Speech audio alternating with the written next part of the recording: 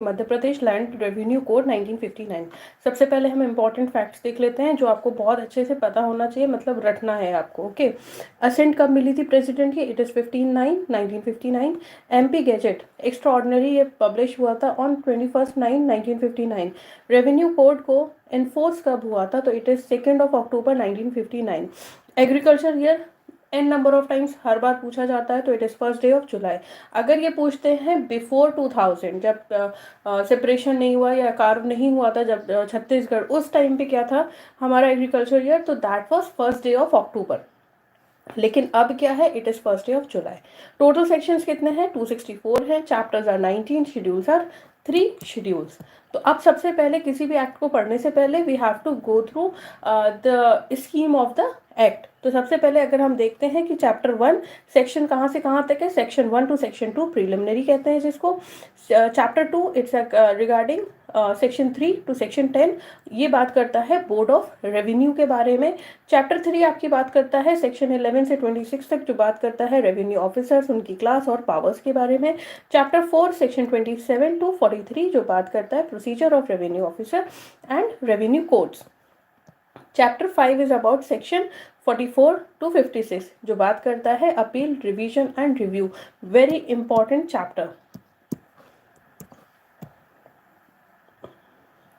Next आता है हमारा chapter 6 section 57 to 60 land and land revenue के बारे में बात करता है। Chapter 7 regarding section 61 to 77 land survey के बारे में है। Chapter 8 it is repealed. Chapter 9 की बात करें तो सेक्शन 104 टू 123 लैंड रिकॉर्ड्स के बारे में बात करता है। चैप्टर 10 की बात करें तो ये जाता है सेक्शन 124 से 136 यानी कि 126 टू 136 तक, जो बात करता है बाउंड्री और बाउंड्री मार्क्स के बारे में, सर्वे मार्क्स के बारे में। चैप्टर 11 बात करता है सेक्शन 137 टू 156 जो बात करता है realisation of land revenue. Next आता है चैप्टर 12। चैप्टर 12 आपकी बात करता है टेन्योर होल्डर के बारे में, सेक्शन 157 टू 180। चैप्टर 13 आपकी बात करता है government leases and service land, section 181 to 184। Then आता है chapter 14 which is repealed, again it is repealed. Then chapter 15 it's about alluvion and diluvion. It's a kind of a soil, fertile soil, जो जाता है section 203 से 204 तक। Then आता है chapter 16 which is about consolidation of holding, 205 to 221। Next आता है आपका chapter 17 which is regarding village officers. तो पटेल्स पार्ट ए में डिस्कस्ड है, और कोटवार की बात करें तो it is part B, section 229 तक। कोटवार की बात करें तो 230 से लेकर 232 तक जाता है। देन आता है चैप्टर 18। चैप्टर 18 आपकी बात करता है राइट्स ऑफ आबादी, unoccupied land and it's produced, जो बात करता है सेक्शन 233 से सेक्शन 254 तक। देन आता है chapter 19 which is about miscellaneous, section 255 से 264। 3 शेड्यूल है, शेड्यूल 1, शेड्यूल 2 एंड शेड्यूल 3। तो let's begin with the definition clause. जो इंपॉर्टेंट चीज़ें हैं हम वो डिस्कस करेंगे। ओके, तो आबादी की अगर बात करें तो आबादी का मतलब क्या होता है? Area reserved for from time to time in a village for the resident of inhabitants or purpose ancillary thereto. ये जो डेफिनेशन है 2018 में अमेंड हुई थी। क्या कह रही है ये डेफिनेशन? ये बोल रही है कि एक एरिया है जो टाइम टू टाइम विलेज के लिए उसको रिजर्व किया जाता है ताकि वहाँ पे लोग रह सकें, प्लस उनका जो पर्पस है एंसिलरी देयर टू, यानी कि कुछ काम का हो गया, जैसे शॉप्स बनाना हो गया, देन मार्केट हो गई, तो इस तरह की चीज़ों में सब कुछ क्या आ जाता है? आबादी। Section is 2A। Section number definition clause की याद करना इज वेरी इंपॉर्टेंट। नेक्स्ट आता है एग्रीकल्चर। तो एग्रीकल्चर की अगर हम बात करें तो इट इज सेक्शन 2B। तो द रेजिंग ऑफ एनुअल और पीरियोडिकल क्रॉप्स इंक्लूडिंग, अब यहाँ पे इन्होंने क्या बोला है? एनुअल क्रॉप्स की बात की है और किसकी बात की है? पीरियोडिकल क्रॉप्स के बारे में बात की है। लेकिन इन्होंने 3 चीज़ों को अलग से बता दिया गया है, जिसमें है बीटल लीव्स यानी कि पान, वाटर नट्स यानी कि सिंघाड़ा, and the third is garden produce. तो ये जो 3 है ना, ये ऑप्शन में पूछ लिया जाता है कि इसके अलावा और क्या हो सकता है या इनमें से कौन सा नहीं है, तो ये आपको याद करना ज़रूरी है। प्लस हॉर्टिकल्चर के बारे में बात की जाती है। Plants and upkeeping of orchids, यानी कि बाग बगीचे के बारे में बात की गई है। ये सब कुछ एग्रीकल्चर में आता है, ठीक। नेक्स्ट आता है reserving of land. Reserving of land का मतलब ये होता है फॉडर, ग्रेजिंग और टैचिंग के लिए। फॉडर मतलब कि जो आपके घर में मवेशी रह रहे हैं, जो कैटल्स रह रहे हैं, उनके घास वगैरह के लिए छोड़ दिया जाता है, उनको चरने के लिए छोड़ दिया जाता है, तो ये रिजर्व लैंड हो गया। देन आता है use of land. Use of land का मतलब क्या हो गया, पोल्ट्री, यानी कि मुर्गों का जो होता है, मुर्गा मुर्गी का जो पालन होता है उस बारे में बात की जाती है। देन फिशरी के बारे में बात की गई है, एनिमल हस्बेंड्री। और जो ये एरिया है, ये 5 किलोमीटर से ज़्यादा दूर नहीं होना चाहिए। Area situated more than 5 kilometres from the urban area, मतलब 5 किलोमीटर की दूरी पे ये होना चाहिए, उससे कम में नहीं होना चाहिए। एग्रीकल्चर ईयर पहले भी बताया है, इट इज़ 1 जुलाई, या कोई स्टेट गवर्नमेंट कोई डेट बता देती है तो वो हो जाएगा। It is 2C। 2D में बात की गई है बोर्ड के बारे में, आपको केवल सेक्शन पता होना चाहिए। 2E में बात की गई है बोनाफाइड एग्रीकल्चरिस्ट। तो बोनाफाइड एग्रीकल्चरिस्ट कौन होता है, पर्सन है, कोई भी पर्सन जो क्या कर रहा है, who cultivates land personally. Personally का मतलब क्या हो गया, या तो वो खुद कर रहा है, या वो अपने परिवार वालों से करवा रहा है, या उसके परिवार वाले उसके साथ लग के कर रहे हैं, या उसने किसी को रखा हुआ है जिसको वो पे कर रहा है फॉर द कल्टीवेशन।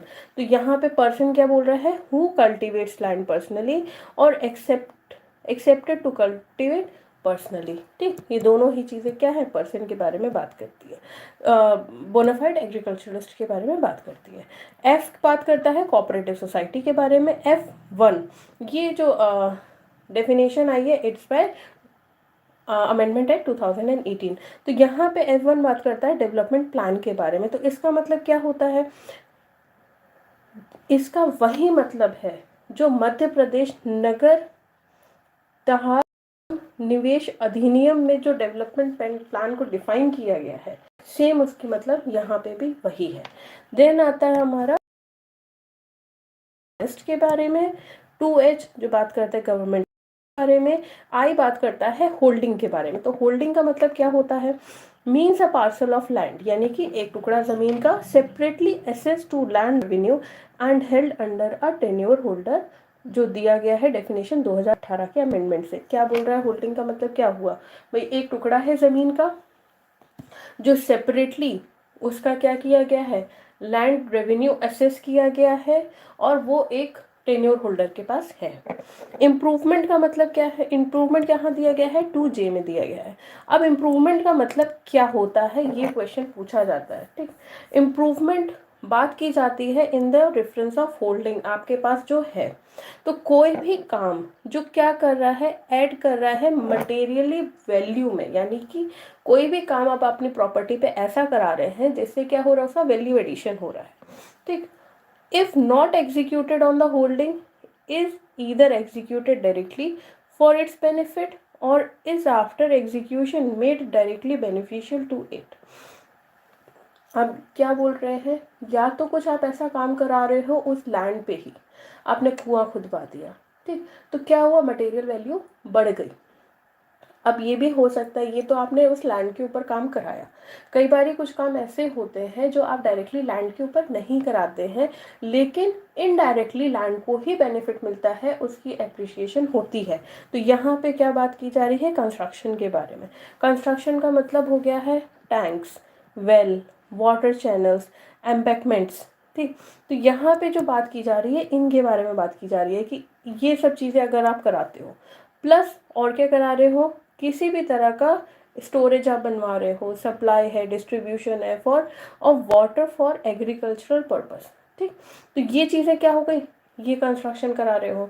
दूसरा कंस्ट्रक्शन किस तरह का हो सकता है भाई, पानी जो ड्रेनेज ऑफ लैंड है, पानी बारिश का पानी होता है या वैसे भी पानी आता है, तो उसका ड्रेनेज की बात की गई है। Protection of land from flood से अगर आप बचाने के लिए लैंड पे कोई काम करा रहे हो तो वो भी एक क्या हो गया भाई, कोई अगर आपकी ज़मीन देखने आएगा वो देखेगा कि अच्छा फ्लड से बचने के लिए भी इन्होंने कुछ किया हुआ है, तो the amount, the cost will be appreciated. Other damage from water, उन सब से भी बचाने के लिए आपने वर्क किया हुआ है।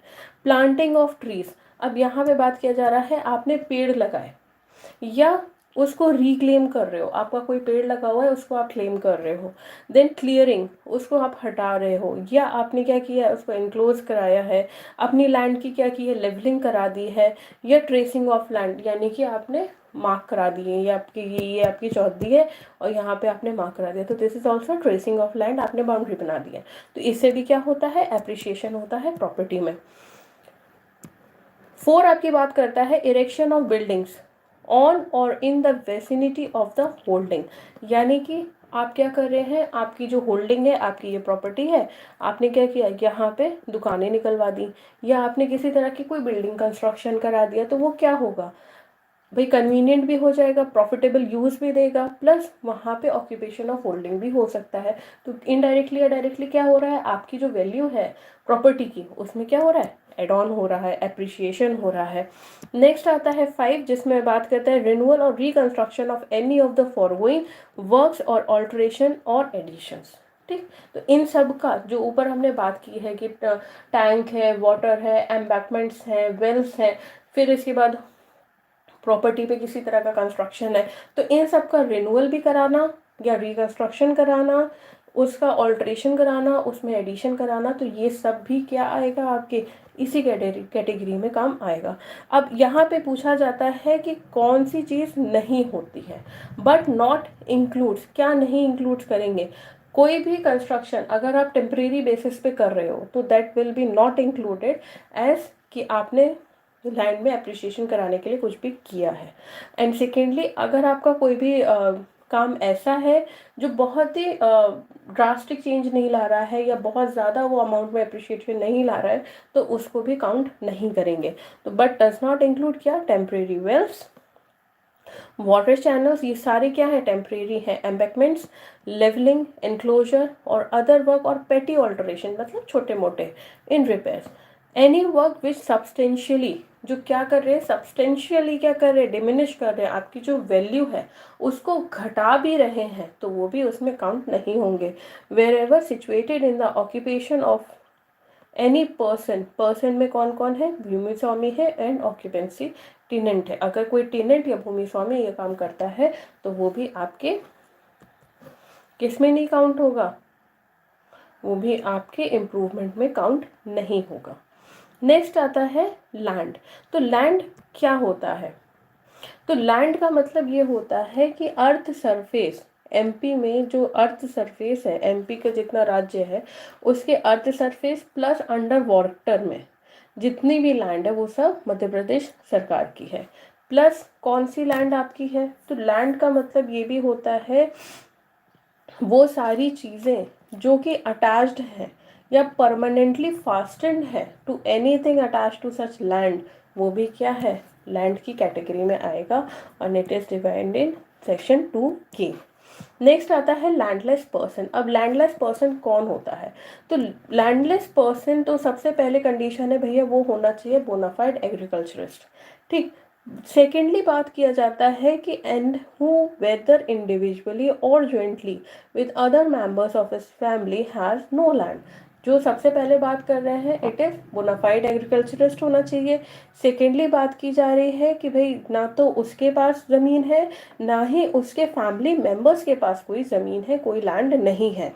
थर्डली बात की जा रही है कि उसके पास अगर लैंड है तो वो इतनी कम है, मतलब जिसको प्रिस्क्राइब किया है गवर्नमेंट ने प्रिस्क्राइब लिमिट से भी कम है, तो वो भी किस कैटेगरी में आ जाएगा, लैंडलेस पर्सन की कैटेगरी में आ जाएगा।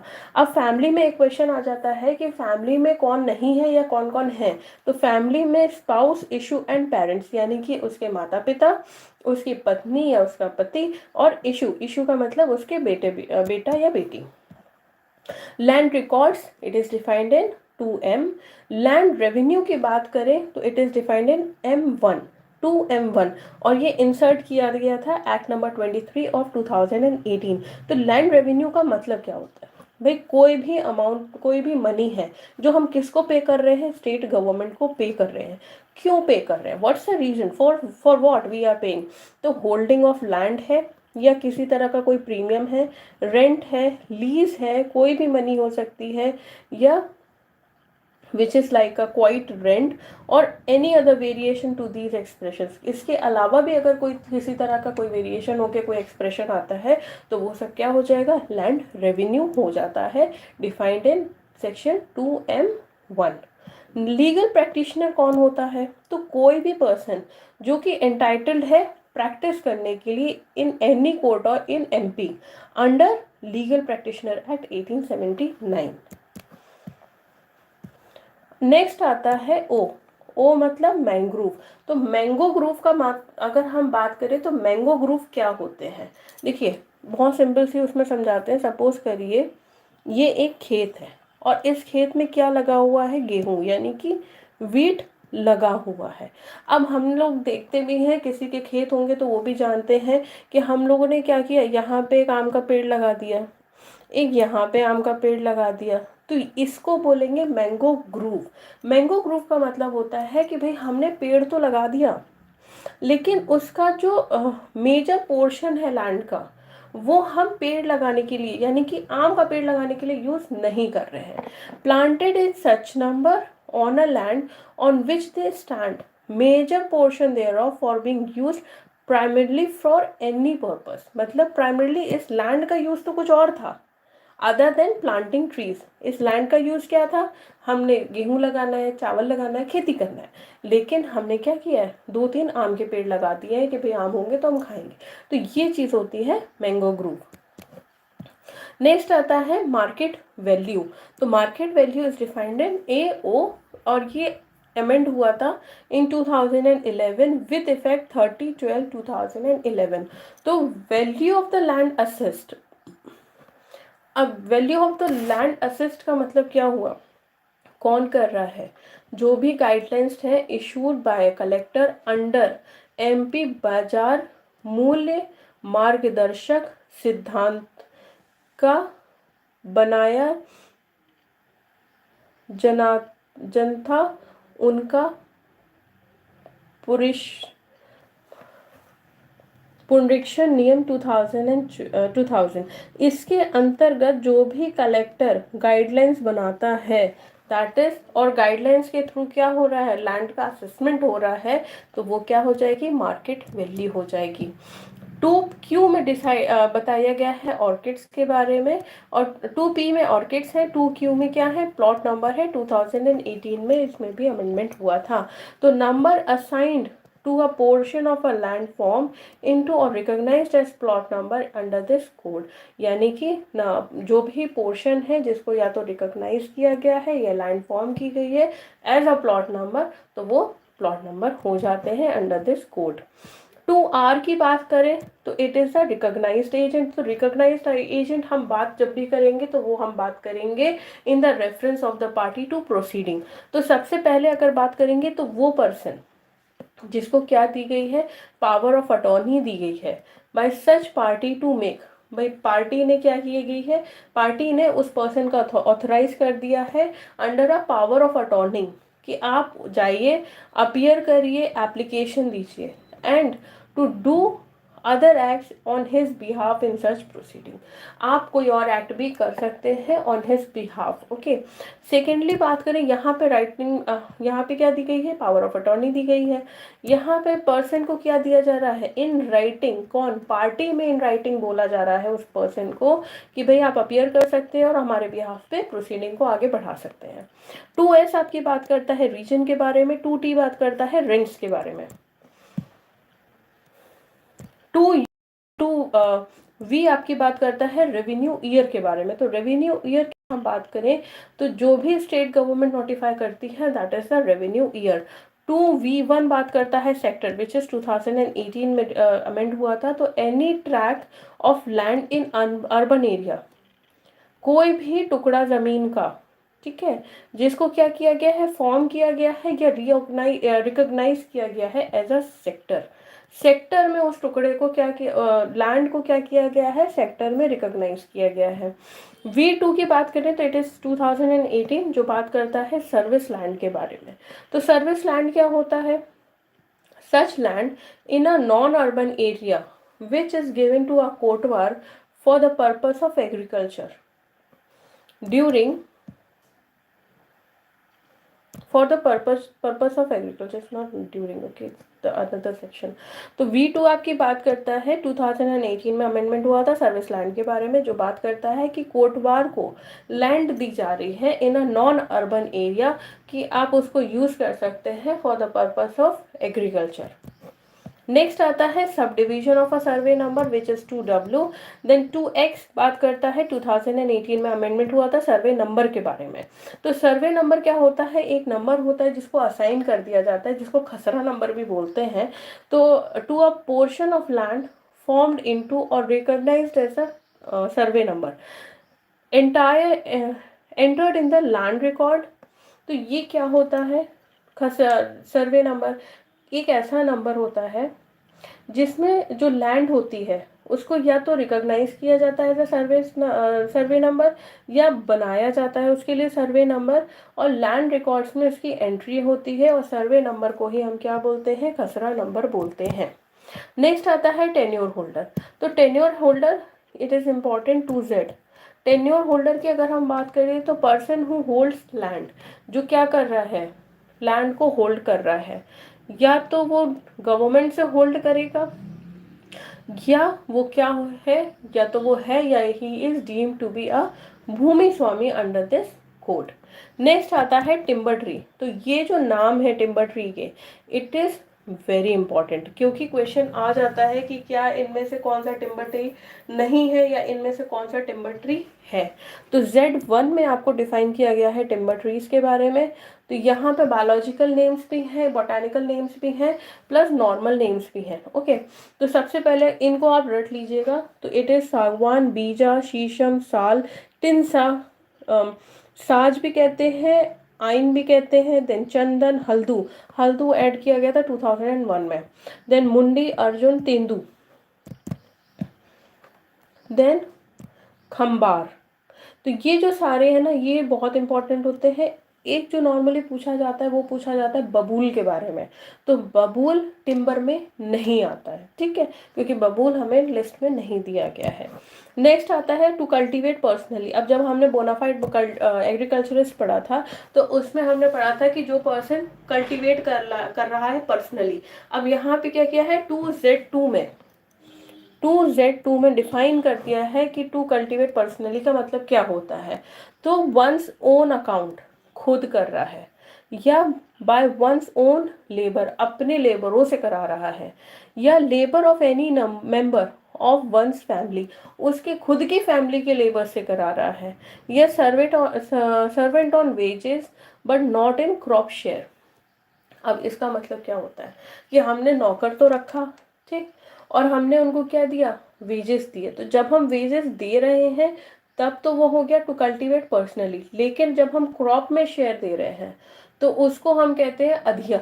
अधिया में क्या होता है कि जो लैंड होती है वो तो भूमि स्वामी की है, ठीक, ये भूमि स्वामी है ए, ये लैंड किसको बिलोंग कर रही है, ए को बिलोंग कर रही है। यहाँ पे एक बी पर्सन है, उसने बोला कि भाई हम आपकी लैंड पे क्या करेंगे, कल्टीवेशन करेंगे, और कल्टीवेशन का जो भी प्रोसीड निकलेगा आधा हम आपको दे देंगे, आधा हम रखेंगे। तो ये जो चीज़ हुई है इसको बोलते हैं क्रॉप शेयरिंग, या अधिया लोकल लैंग्वेज में बोलते हैं। तो यहाँ पे टू कल्टीवेट पर्सनली में ये चीज़ नहीं आती है, ठीक। नेक्स्ट आता है कि by hired labour under one's personal supervision और फैमिली सुपरविजन। अब क्या कर रहे हैं कि हम लोग क्या करते हैं कि ठेके पे दे देते हैं, लेकिन अधिया नहीं कर रहे। We are not doing the crop sharing, we are doing कि हमने हायर कर लिया है लेबर्स को, और हम या तो खुद के सुपरविजन में कर रहे हैं, जो भूमि स्वामी है वो अपने सुपरविजन में खेती करा रहा है, या उसकी फैमिली का कोई पर्सन खड़ा है जो सुपरविजन दे रहा है। तो ये भी क्या हो जाएगा, टू कल्टीवेट पर्सनली। नेक्स्ट आता है 2Z3, जो बात करता है अनऑक्यूपाइड लैंड के बारे में। तो अनऑक्यूपाइड लैंड का मतलब क्या होता है, जो लैंड इनमें से नहीं है, यानी कि आबादी, आबादी is already occupied land. Service land भी ऑक्यूपाइड लैंड है, जो वो लैंड जिसमें भूमि स्वामी ऑलरेडी है तो वो तो ऑक्यूपाइड है ही है, प्लस जो गवर्नमेंट ने लीज पे दी है वो भी ऑक्यूपाइड लैंड की कैटेगरी में आता है। नेक्स्ट है urban area which is defined in section 2Z4। तो अर्बन एरिया क्या होता है, area included with in the limits of, अब यहाँ पे क्या बोला जा रहा है, वो एरिया जो इन सब की लिमिट्स में आता है वो क्या कहलाता है, अर्बन एरिया। तो क्वेश्चन पड़ता है, जो पूछा जाता है, तो इनमें से पूछा जाता है कि इनमें से कौन किसकी लिमिट नहीं है या इनमें से किसकी लिमिट है। तो यहाँ पे सबसे पहले है any municipal corporation, any municipality, notified area under any law for the time being in relating to the municipalities, village और ग्रुप ऑफ विलेजेस। अगर इनके अंतर्गत कोई, इनकी लिमिट्स के अंतर्गत अगर चीज आ रही है, कोई भी लैंड आ रही है, तो it is a urban area which is given in 2Z4।